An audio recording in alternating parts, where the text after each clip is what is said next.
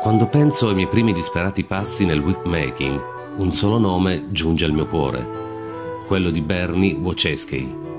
Bernie Wojcicki è stato per me non solo una semplice leggenda vivente del whipmaking, grazie alle sue incredibili opere d'arte, parliamo di circa 3.000 fruste realizzate nella sua vita, ma soprattutto un maestro, una guida, un padre spirituale, uno zio, un amico, un libro aperto e generoso, pronto ad essere consultato e pronto ad aiutarti trasmettendoti le sue conoscenze nei momenti di bisogno. Difficilmente ho avuto modo di trovare nella mia vita tutte queste incredibili qualità presenti in una medesima persona, qualità confermate da tutti i whipmaker con cui mi sono relazionato nel corso di quest'anni. Parlando di lui, di quanto fosse accessibile e di quanto fosse disposto a trasmettere le sue conoscenze sul whipmaking, al solo scopo di preservare questa bellissima forma d'arte. Bernie Wojcicki è stato certamente una leggenda vivente, un personaggio autentico, divertente, generoso, che ha influenzato, influenza e sono certo influenzerà molti whipmaker della mia generazione, ma anche di quella futura.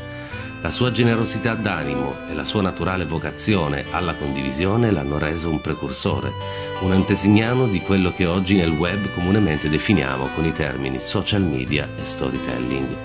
Ricordo ancora il suo sito web, mbrandwhips.com.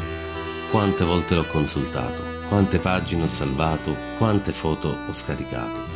Non era semplicemente un sito web, ma un manuale, una Bibbia per ogni aspirante whipmaker, al cui interno erano presenti non solo le classiche gallery di fruste realizzate, ma anche fotografie molto dettagliate sul making di una frusta, informazioni tecniche, misurazioni, parametri e tutorial. Grazie a lui compresi termini a me ancora poco chiari, come plated belly, bolster, shot bag, binding.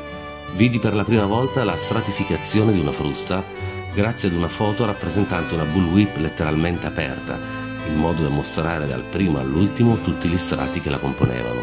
Come non ricordare i suoi mitici fototutorial all'interno del suo sito e quello sfondo verde sempre presente sul quale Bernie adagiava le sue fruste in progressione, accompagnandole con un'etichetta cartacea scritta a mano che ne indicava i vari step già eseguiti.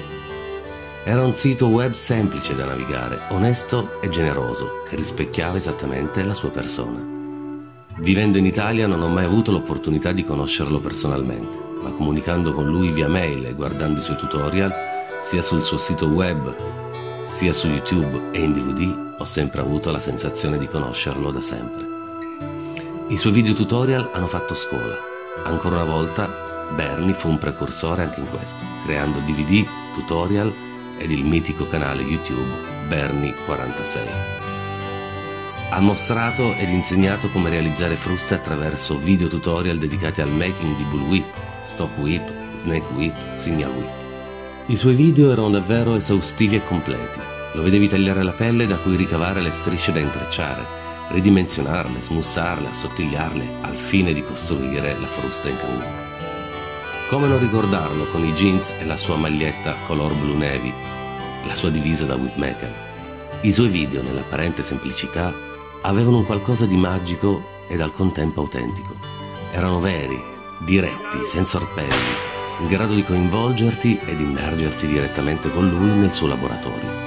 In altre parole, i suoi video sono una finestra sul suo mondo e la sua umanità e lasciano piccole ma importanti tracce della sua persona.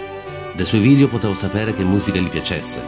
So che amava i cani ed era un nonno premuroso, odiava i mosconi ed amava la sua vita e sua moglie.